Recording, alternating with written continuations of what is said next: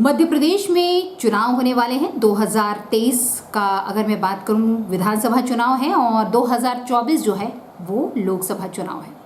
और ऐसे में बहुत सारी उठक पटक भी होगी, बहुत सारे आपको परिवर्तन देखने को मिलेंगे, बहुत सारी बातें हमको सुनने को मिल रही थी। लेकिन इन सब पर विराम लगाते हुए प्रधानमंत्री नरेंद्र मोदी और अमित शाह जी ने मध्य प्रदेश के चुनाव प्रभारी का नाम डिक्लेयर कर दिया। जी हाँ, मैं बात कर रही हूँ केंद्रीय मंत्री भूपेंद्र यादव की, और सह प्रभारी भी बना दिया है अश्विनी वैष्णव जी को।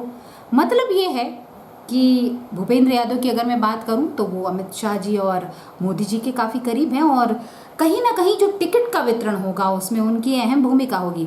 और बात अगर मैं रेल मंत्री अश्विनी वैष्णव जी को मैं करूं तो वो भी बहुत कह सकते हैं कि जब आप टिकट लेने जाएंगे तो आपका पूरा रिपोर्ट कार्ड खंगालेंगे, और इन दोनों की भूमिका बहुत अहम होगी टिकट वितरण में।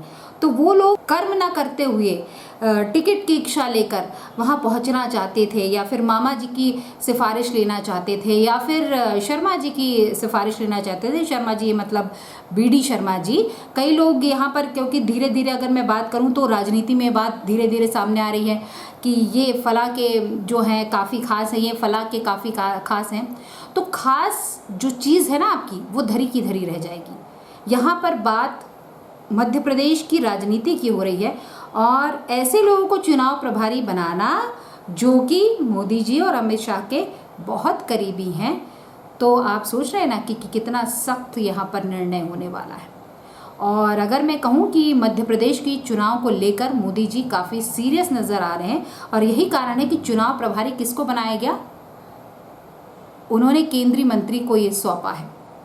अगर मैं बात करूं छत्तीसगढ़ की तो नाम इन्हीं का आ रहा था, भूपेंद्र यादव जी का, लेकिन साथ में सह प्रभारी अश्विनी वैष्णव जी, जो कि बहुत ही टेक्निकल कह सकते हैं और इंटेलिजेंट, और आप तो जानते हैं कि तो राजनीति बैकग्राउंड से नहीं आए हैं, लेकिन उसको पूरे अच्छे तरीके से समझ। पुराने जो मंत्री रहते हैं, पूर्व मंत्री हों या राज्य का दर्जा प्राप्त हों, प्रभारी हों, ये सभी जो है ना एक्टिव नज़र आते हैं अपने अपने क्षेत्रों में। 5 साल आपको नहीं दिखेंगे, वो सिर्फ 1 साल दिखते हैं। वो भी कब, जब चुनाव होने वाले रहते हैं, बहुत सारे वादे होते हैं, बहुत सारे प्रोग्राम्स होते हैं। कोई आजकल, क्योंकि धर्म की बात कर रही हूँ मैं, कि लोग आज राजनीति में धर्म का प्रयोग कर रहे हैं। बहुत सारे साधु महात्मा भी इस दौरान आपको आते हुए दिखेंगे, और वो कुछ नहीं, वो यहाँ पर धर्म को तो आप आगे बढ़ा रहे हैं, लेकिन अपना राजनीति का जो कहते हैं ना ग्राफ, थोड़ा सा ऊंचा करने की कोशिश कर रहे हैं, लोगों के बीच में अपनी पैठ बनाने की कोशिश कर रहे हैं।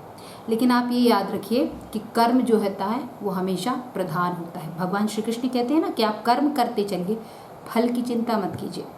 और राजनीति में अगर आप जनता के लिए प्रिय हैं तो आप पद भी पा सकते हैं और कार्य भी कर सकते हैं।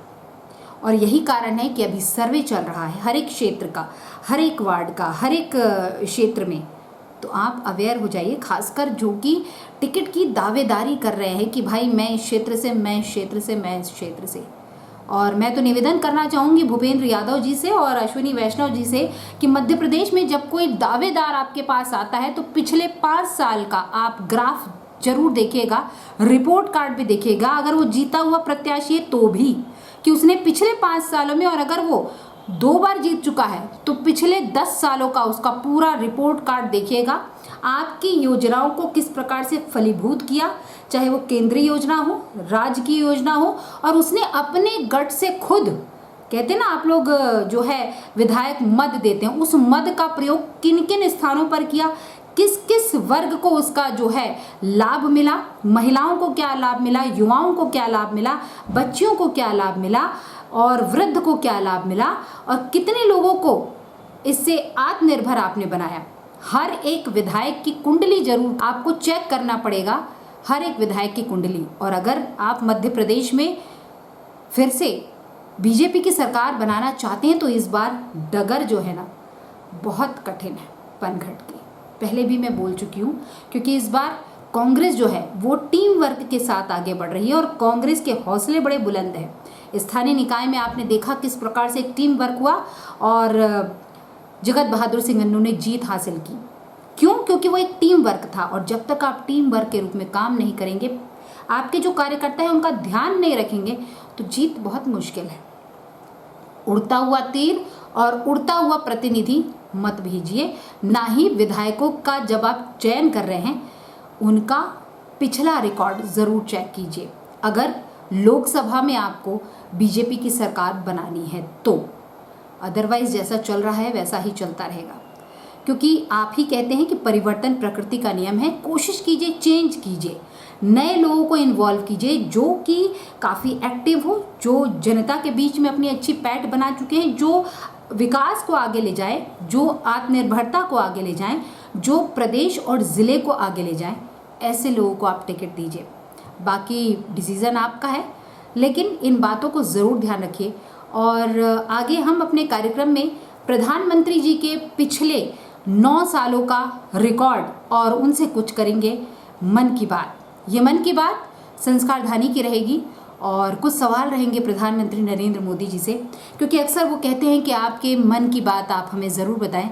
हम सभी पिछले कई सालों की अगर बात करें तो हम सभी देख रहे हैं कि देश में क्या परिवर्तन हो रहा है। पिछले 75 सालों की अगर बात कर ले और 2014 से 2023 की बात कर ले, क्या परिवर्तन हुआ, क्या पाया, क्या खोया, इस पर हम डिस्कस करेंगे और कुछ अपना जो है वक्तव्य और अपना जो हमने सोचा है उसके बारे में डिस्कस करेंगे और आपको बताएंगे क्या आप कर रहे हैं, क्या आपने किया, क्या आपने पाया और आज ज़रूरत क्या है चीज़ों में परिवर्तन लाने की। क्योंकि आप ही कहते हैं परिवर्तन प्रकृति का नियम है, इसलिए अपनी बात पर आप भी टिके रहिए। हम तो जनता है, हम आपको अपनी बात बताते रहेंगे और चयन आपको करना है, डिसीज़न आपको लेना है। अगर आपको जीतना है तो धरातल पर खड़े होकर आसमान को देखना होगा, तभी जीत संभव है। और हाँ, टीम वर्क ज़रूर कीजिए, क्योंकि ये जो टीम वर्क अगर नहीं होता है, अंदरी आपसी मतभेद होता है ना, तो वहाँ पर ब्रेक लग सकता है। इसलिए ज़रूरत है एक दूसरे का सहारा बन के, एक दूसरे की मनः स्थिति को जानते हुए और प्रदेश की स्थिति को जानते हुए, जनता की भलाई को जानते हुए ऐसे लोगों को टिकट दे जो कि वाकई में कर्म करते हैं और 5 साल वो जनता की सुध लेते हैं, जनता की समस्याओं के लिए सवाल करते हैं, विधानसभा में सवाल करते हैं। इसलिए एक बार पुनः निवेदन है मध्य प्रदेश के दोनों चुनाव प्रभारियों से कि सारी चीज़ का कुंडली आप तैयार करें कि विधानसभा में भी कितने सवाल किए गए आपके काबिल विधायकों द्वारा, कितनी समस्याओं का निराकरण किया गया और कितनी समस्या वो लेकर आए, कितने बार लेके आए इन पूरे 5 सालों में। कोशिश कीजिएगा, क्योंकि बीच में ब्रेक हो गया था आपकी सरकार में, कांग्रेस आई और उसके बाद पुनः आपकी सरकार आई।